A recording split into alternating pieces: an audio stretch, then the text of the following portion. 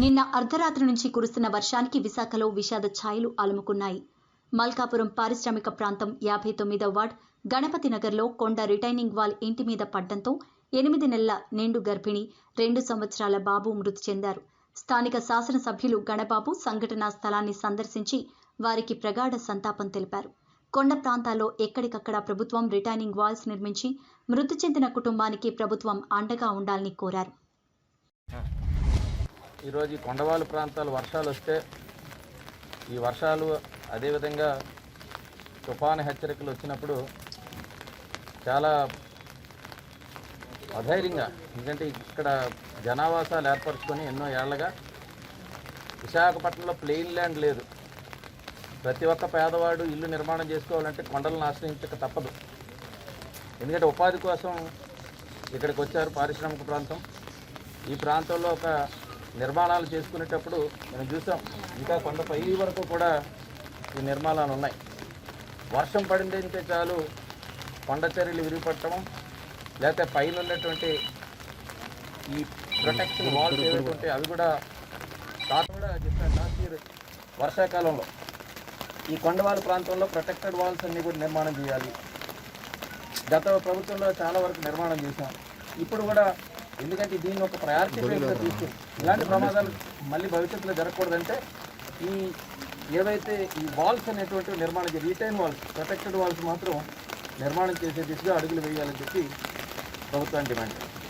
నమస్కారం. మరి ఈరోజు పారిశ్రామిక ప్రాంతంలో ఉన్నటువంటి 59వ వార్డు గణపతి నగర్లో కొండవాళ్ళ ప్రాంతంలో నిన్న రాత్రి పడిన వర్షానికి ఏదైతే రిటైనింగ్ వాల్ ఉందో ఆ రిటైనింగ్ వాల్ పడి 2 ప్రాణ నష్టం జరిగింది. అందులో ఒక ఆవిడ నిండు గర్భిణి, 8వ నెల గర్భిణి, అలాగే ఆమె కుమారుడు 6 ఏళ్ల బాలుడు కూడా అక్కడికక్కడే చనిపోవడం జరిగింది. దీన్ని మేము తెలుగుదేశం పార్టీ నుంచి తీవ్రంగా ఖండిస్తున్నాము. మరి ఏదైతే గతంలో చంద్రబాబు నాయుడు గారి ప్రభుత్వం హయాంలో ఏదైతే కొండవాళ్ళ ప్రాంతంలోని ఉన్న ఈ కొండవాళ్ళ ప్రాంతంలో ఎవరైతే ఇల్లు కట్టుకున్నారో వాళ్ళందరికీ ఎప్పుడైనా సరే, ఏ టైంలో అయినా సరే వాళ్ళకి ఎవరికి ప్రాణ నష్టం కానీ ఇల్లు నష్టం కానీ జరగకుండా ఉండాలని చెప్పి రిటైనింగ్ వాల్ కట్టడం జరిగింది. అలాగే చాలా వరకు ఇంకెక్కడైతే రిటైనింగ్ వాల్స్ లేవో కొండవాళ్ళ ప్రాంతంలో వాటన్నిటి కూడా రిటైనింగ్ వాల్ వేయడానికి కూడా ప్రయత్నం చేయడం జరిగింది. మరి ఈ ప్రభుత్వం వచ్చి 18 నెలలు అయినా సరే ఎక్కడ కనీసం ఒక అభివృద్ధి పనులు కానీ అట్లీస్ట్ కొండవాళ్ళ ప్రాంతంలో ఉన్న వాళ్ళకి సేఫ్గా ఉండడానికని, ఎవరైతే ఇల్లు కట్టుకుని ఉన్నారో వాళ్ళు సేఫ్గా ఉండడానికని ఒక రిటైనింగ్ వాల్స్ కానీ ఏమీ నిర్మించడం జరగలేదు. అంతేకాకుండా హుద్హుద్ టైంలో కూడా ఏదైతే హుద్హుద్ తుఫాను 2 రోజులు వస్తుందనగా 2 రోజుల ముందే చంద్రబాబు నాయుడు గారు అందరినీ అలర్ట్ చేసి, అటు కార్యకర్తలు కానీ మామూలు ప్రజలను కానీ అందరినీ అలర్ట్ చేసి కొండవాళ్ళ ప్రాంతంలో ఉన్న ప్రజలందరినీ సురక్షిత ప్రాంతాలు తరలించి ఒక్కరు కూడా ప్రాణ నష్టం జరగకుండా చూశారు.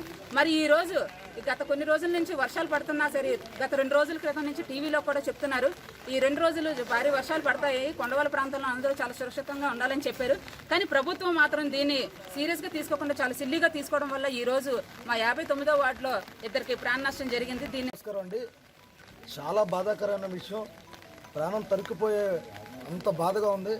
నిన్న రాత్రి ఎలాంటి పరిస్థితుల్లో ఇక్కడ యూత్ కానీ, ఇక్కడ ఉన్న గ్రామ కమిటీ కానీ, అలాగే పోలీస్ డిపార్ట్మెంట్ కానీ ఎంత కష్టపడ్డారంటే రాత్రి 3 గంటల వరకు కూడా మరి ఈ రిస్క్ ఆపరేషన్ చేస్తూనే ఉన్నారు. ఆఖరికి మా ప్రాణాలు కూడా భయంతో కూడా పనిచేయాల్సిన పరిస్థితి ఈరోజు ఈ కొండవాళ్ళ ప్రాంతంలో ఏర్పడింది. నేను ఒకటే చెప్తున్నాను, గతంలో నారా చంద్రబాబు నాయుడు గారు ముఖ్యమంత్రిగా ఉండేటప్పుడు, ఎమ్మెల్యే గణబాబు గారు ఎమ్మెల్యేగా ఉండేటప్పుడు కూడా హుదూద్ తుఫాన్ అంత పెద్ద భారీ వర్షం వచ్చినప్పుడు కూడా ప్రజలందరినీ అలర్ట్ చేసి సురక్షిత ప్రాంతాలకు తీసుకొచ్చి మేము జాగ్రత్త చేసాం. అలాగే ఆ టైంలో కూడా అంత పెద్ద భారీ వర్షంలో కూడా ఏ రోజు కూడా అంత పెద్ద ప్రాణ నష్టం లేకుండా కూడా చాలా బాధ్యత వహించాం. మరి ఈరోజు వైఎస్ఆర్ ప్రభుత్వం వచ్చిన కాడి నుంచి మేము ఏ రోజు ప్రభుత్వం మీద యాంటీగా మాట్లాడడం కాదండి, ఒకటే చెప్తున్నాను, 18 నెలలు అవుతుంది.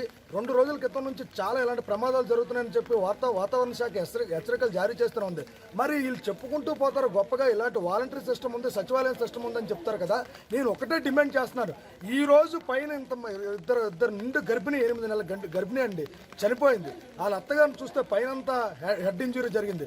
ఒక పక్క చిన్న బాబు, భవిష్యత్తు లేకుండా బాబు చనిపోయాడు. ఆ బాడీని తీసుకొని ఇక్కడ నుంచి యూత్ అంబులెన్స్లో తీసుకెళ్తే ఎంత బాధ వేసిందంటే, ఒకటే చెప్తున్నాం, ఇలాంటి ప్రమాదాలు జరిగే టైంలో, ఇలాంటి భారీ వర్షాలు వచ్చే టైంలో ప్రభుత్వం పూర్తి బాధ్యత తీసుకొని కొండవాళ్ళ ప్రాంతాలు ఎవరైతే నివసిస్తున్నారో వాళ్ళందరినీ తీసుకొచ్చి సురక్షిత ప్రాంతాలకు తీసుకొచ్చి పెట్టాల్సిన బాధ్యత పూర్తిగా ప్రభుత్వం తీసుకుంటుంది.